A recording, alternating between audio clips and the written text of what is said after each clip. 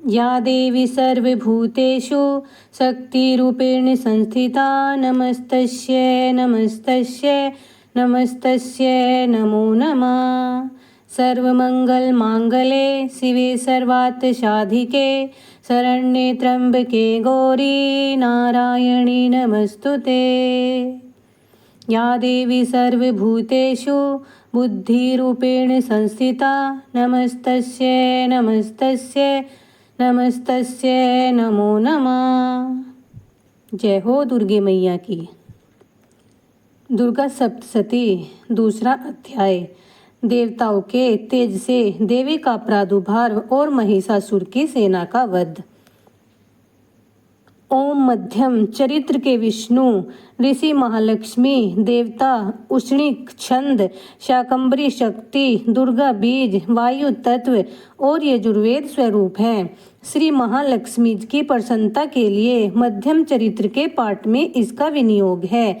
मैं कमल के आसन पर बैठी हुई प्रसन्न मुख वाली महिषासुरमर्दिनी भगवती महालक्ष्मी का भजन करता हूँ, जो अपने हाथों में अक्षमाला, फरसा, गदा, बाण, ब्रज, पद्म, धनुष, कुंडिका, दंड, शक्ति, खड्ग, ढाल, शंख, घंटा, मधुपात्र, शूल, पास और चक्र धारण करती है। ऋषि कहते हैं, पूर्व काल में देवताओं और असुरों में पूरे 100 वर्षों तक घोर संग्राम हुआ तथा उसमें असुरों का स्वामी महिषासुर था और देवताओं के नायक इंद्र थे। उस युद्ध में देवताओं की सेना महाबली असुरों से परास्त हो गई। संपूर्ण देवताओं को जीतकर महिषासुर इंद्र बन बैठा। तब पराजित देवता प्रजापति ब्रह्मा जी को आगे करके उस स्थान पर गए जहां भगवान शंकर और विष्णु भगवान विराजमान थे। देवताओं ने महिषासुर के पराक्रम की तथा अपनी पराजय का यथावत वृतांत उन दोनों देवेश्वरों में विस्तार पूर्वक कह सुनाया। वे बोले, हे भगवान, महिषासुर सूर्य, इंद्र, अग्नि, वायु, चंद्रमा, यम, वरुण तथा अन्य देवताओं के भी अधिकार छीनकर स्वयं ही सबका अधिष्ठाता बना बैठा है। उस दुरात्मा महिष ने समस्त देवताओं को स्वर्ग से निकाल दिया है। तब वे मनुष्यों की भांति पृथ्वी पर विचरते हैं। दैत्यों की यह सारी करतूत हमने आप लोगों से कह सुनाई। अब हम आपकी शरण में आए हैं, उसके वध का कोई उपाय सोचिए। इस प्रकार देवताओं के वचन सुनकर भगवान विष्णु और शिव ने दैत्यों पर बड़ा क्रोध किया। उनकी बोहें तन गई और मुख टेढ़ा हो गया। तब अत्यंत कोप में भरे हुए चक्रपाणी श्री विष्णु के मुख से एक महान तेज प्रकट हुआ। इसी प्रकार ब्रह्मा, शंकर तथा इंद्र आदि अनन्य देवताओं के शरीर में बड़ा भारी तेज निकला। वह सब मिलकर एक हो गया। महान तेज का वह पुंज ज्वालायमान पर्वत सा जान पड़ा। देवताओं ने देखा, वहां उसकी ज्वालाएं संपूर्ण दिशाओं में व्याप्त हो रही थी। संपूर्ण देवताओं के शरीर से प्रकट हुए उस तेज की कहीं भी तुलना नहीं थी। एकत्रित होने पर वह एक नारी के रूप में परिणत हो गया और अपने प्रकाश से तीनों लोकों में व्याप्त जान पड़ा। भगवान शंकर का जो तेज था उससे उस देवी का मुख प्रकट हुआ। यमराज के तेज से उसके सिर में बाल निकल आए। श्री विष्णु के तेज से उसकी भुजाएं उत्पन्न हुई। चंद्रमा के तेज से दोनों स्तनों का और इंद्र के तेज से मध्य भाग कटि प्रदेश का प्रादुर्भाव हुआ। वरुण के तेज से जंघा और पिंडली तथा पृथ्वी के तेज से नितंब भाग प्रकट हुआ। ब्रह्मा के तेज से दोनों चरण और सूर्य के तेज से उनकी उंगलियां हुई। वसुओं के तेज से हाथों की उंगलियां और कुबेर के तेज से नासिका प्रकट हुई। उस देवी के दांत प्रजापति के तेज से और तीनों नेत्र अग्नि के तेज से प्रकट हुए। उसकी भौहें संध्या और कान वायु के तेज से उत्पन्न हुए थे। इसी प्रकार अनन्य देवताओं के तेज से उस कल्याणमयी देवी का आविर्भाव हुआ। तदंतर समस्त देवताओं के तेज से प्रकट हुई देवी को देखकर महिषासुर के सताए हुए देवता प्रसन्न हुए। पिनाकधारी भगवान शंकर ने अपने शूल से एक शूल निकालकर उन्हें दिया। फिर भगवान विष्णु ने भी अपने चक्र से चक्र उत्पन्न करके भगवती को अर्पण किया। वरुण ने भी शंख भेंट किया, अग्नि ने उन्हें शक्ति दी और वायु ने धनुष तथा बाण से भरे हुए 2 तरकस प्रदान किए। सहस्त्र नेत्रों वाले देवराज इंद्र ने अपने व्रज से व्रज उत्पन्न करके दिया और ऐरावत हाथी से उतारकर 1 घंटा भी प्रदान किया। यमराज ने काल दंड से दंड, वरुण ने पास, प्रजापति ने इष्टपिक कास की माला और ब्रह्मा जी ने कमंडलू भेंट किया। सूर्य ने देवी के समस्त रोम में कूपों में अपनी किरणों का तेज भर दिया।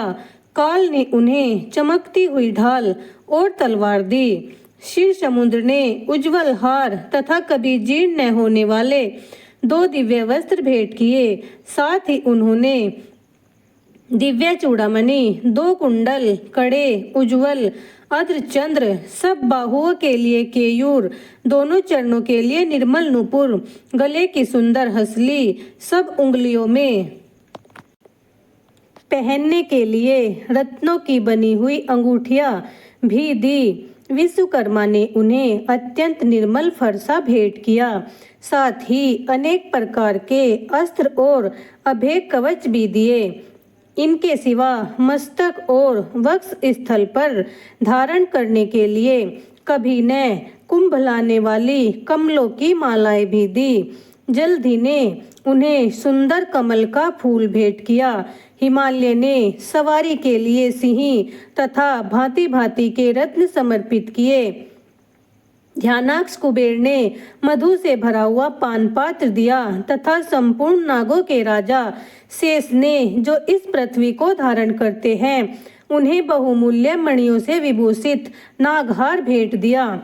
इसी प्रकार अन्य देवताओं ने भी आभूषण और अस्त्र शस्त्र देकर देवी का सम्मान किया। तत्पश्चात उन्होंने बारंबार अट्ठास पूर्वक उच्च स्वर से गर्जना की। उनके भयंकर नाद से संपूर्ण आकाश गूंज उठा। देवी का वह अत्यंत उच्च स्वर से किया हुआ सिंहनाद कहीं समा न सका। आकाश उसके सामने लघु प्रतीत होने लगा।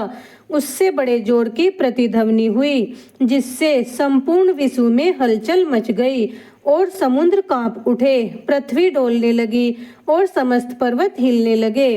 उस समय देवताओं ने अत्यंत प्रसन्नता के साथ सिंहवाहिनी भवानी से कहा, देवी, तुम्हारी संपूर्ण त्रिलोकी को शोभग्रस्त देख दैत्यगण अपनी समस्त सेना को कवच आदि से सुसज्जित कर हाथों में हथियार ले सहसा उठकर खड़े हो गए हैं। उस समय महिषासुर ने बड़े क्रोध में आकर कहा, यह क्या हो रहा है? फिर वह संपूर्ण असुरों से घिरकर उस सिंहनाद की ओर लक्ष्य करके दौड़ा और आगे पहुंचकर उसने देवी को देखा, जो अपनी प्रभा से तीनों लोकों को प्रकाशित कर रही थी। उनके चरणों के भार से पृथ्वी दबी जा रही थी, माथे के मुकुट से आकाश में रेखा खींच रही थी तथा वे अपने धनुष की टंकार से 7 पातालों को शुद्ध किए थी। देवी अपनी हजारों भुजाओं से संपूर्ण दिशाओं को आच्छादित करके खड़ी थी। तदंतर उनके साथ दैत्यों का युद्ध छिड़ गया। नाना प्रकार के अस्त्र शस्त्रों के प्रहार से संपूर्ण दिशाएं उद्भासित होने लगी। चिक्षुर नामक एक महान असुर महिषासुर का सेनानायक था। वह देवी के साथ युद्ध करने लगा। अन्य दैत्यों की चतुरांगिनी सेना साथ लेकर चामर भी लड़ने लगा। 60,000 रथियों के साथ आकर उदर्ग नामक महादैत्य ने लोहा लिया। 1 करोड़ रथियों के साथ लेकर महाहनु नामक दैत्य युद्ध करने लगा, जिसके रोए तलवार के समान तीखे थे। वह असिलोमा नाम का महादैत्य 5 करोड़ रथी सैनिकों सहित युद्ध में आ डटा। 60 लाख रथियों से घिरा हुआ बास्कल नामक दैत्य भी उस युद्ध भूमि में लड़ने लगा। परिवारित नामक राक्षस हाथी पर सवार और घुड़सवारों के अनेक दलों तथा 1 करोड़ रथियों की सेना लेकर युद्ध करने लगा। बिड़ाल नामक दैत्य 5 अरब रथियों से घिरकर लोहा लेने लगा। इनके अतिरिक्त और भी हजारों महादैत्य रथ और हाथी घोड़ों की सेना साथ लेकर महादेवी के साथ युद्ध करने लगे। स्वयं महिषासुर उस रणभूमि में कोटि कोटि सहस्त्र रथ हाथी और घोड़ों की सेना से घिरा हुआ खड़ा था। वह दैत्य देवी के साथ तोमर, भिंदीपाल, शक्ति, मूषल, खड़ग, परशु, पटिस आदि अस्त्र शस्त्रों का प्रहार करते हुए युद्ध कर रहे थे। कुछ दैत्यों ने उन पर शक्ति का प्रहार किया, कुछ लोगों ने पास फेंके तथा कुछ दूसरे दैत्यों ने खड़ग प्रहार करके देवी को मार डालने का उद्योग किया। देवी ने भी क्रोध में भरकर खेल खेल में ही अपने अस्त्र शस्त्रों की वर्षा करके दैत्यों के वे समस्त अस्त्र शस्त्र काट डाले। उनके मुख पर परिश्रम तथा थकावट का रंच मात्र भी चिन्ह नहीं था। देवता और ऋषि उनकी स्तुति करते थे और वे भगवती परमेश्वरी दैत्यों के शरीर पर अस्त्र शस्त्रों की वर्षा करती रही। देवी का वाहन सिंह भी क्रोध में भरकर गर्दन के बालों को हिलाता हुआ असुरों की सेना में इस प्रकार विचरने लगा, मानो वनों में दावानल फैल रहा है। रणभूमि में दैत्यों के साथ युद्ध करती हुई अंबिका देवी ने जितने निश्वास छोड़े वे सभी तत्काल सैकड़ों हजारों गणों के रूप में प्रकट हो गए और परशु, भिंदीपाल, खड़ग तथा पट्टिस आदि अस्त्रों द्वारा असुरों का सामना करने लगे। देवी की शक्ति से बढ़े हुए वे गण असुरों का नाश करते हुए नगाड़ा और शंख आदि बजाने लगे। उस संग्राम महोत्सव में कितने ही गण मृदंग बजा रहे थे। तदंतर देवी ने त्रिशूल से, गदा से, शक्ति की वर्षा से और खड़ग आदि से सैकड़ों महादैत्यों का संहार कर डाला। कितनों को घंटे के भयंकर नाद से मूर्छित करके मार गिराया। बहुतेरे दैत्यों को पास से बांधकर धरती पर घसीटा। कितने ही दैत्य उनकी तीखी तलवार की मार से 2 टुकड़े हो गए। कितने ही गदा की चोट से घायल हो धरती पर सो गए। कितने ही मूसल की मार से अत्यंत आहत होकर रक्त वमन करने लगे। कुछ दैत्य सूल से छाती फट जाने के कारण पृथ्वी पर ढेर हो गए।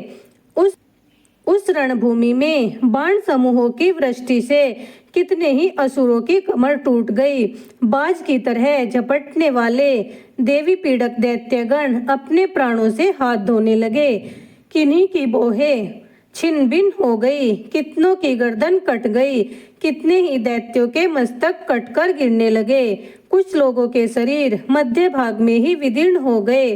कितने ही महादैत्य जांघें कट जाने से पृथ्वी पर गिर पड़े। कितनों को ही देवी ने एक बाह, एक पैर और एक नेत्र वाले करके 2 टुकड़ों में चीर डाला। कितने ही दैत्य मस्तक कट जाने पर भी गिरकर उठ जाते और केवल धड़ के ही रूप में अच्छे अच्छे हथियार हाथ में लेकर देवी के साथ युद्ध करने लगे। दूसरे कबंध युद्ध के बाजों की लय पर नाचते थे। कितने ही बिना सिर के हाथों में खड़ग, शक्ति और रिष्टि लिए दौड़ते थे तथा दूसरे महादैत्य ठहरो ठहरो यह कहते हुए देवी को युद्ध में ललकारते थे। जहाँ घोर संग्राम हुआ था वहाँ की धरती देवी के गिराए हुए रथ, हाथी, घोड़े और असुरों की लाशों से ऐसी फट गई कि वहाँ चलना फिरना असंभव हो गया था। दैत्यों की सेना में हाथी, घोड़े और असुरों के शरीर से इतनी अधिक मात्रा में रक्तपात हुआ था कि थोड़ी देर में ही खून की बड़ी बड़ी नदियां बहने लगी। जगदम्बा ने असुरों की विशाल सेना को क्षण भर में नष्ट कर दिया। ठीक उसी तरह जैसे तृण और काट के भारी ढेर को आग कुछ क्षण में ही भस्म कर देती है और वह सिंह भी गर्दन के बालों को हिला हिलाकर जोर से गर्जना करता हुआ दैत्यों के शरीर में मानो उनके प्राण चुन लेता था, वहां देवी के गणों ने भी उन महादैत्यों के साथ ऐसा युद्ध किया जिससे आकाश में खड़े हुए देवतागण उन पर संतुष्ट हुए और फूल बरसाने लगे। इस प्रकार श्री मार्कंडेय पुराण में सारणिक मनवंतर की कथा के अंतर्गत देवी महात्म्य में महिषासुर की सेना का वध नामक दूसरा अध्याय पूरा हुआ। जय हो दुर्गे मैया की।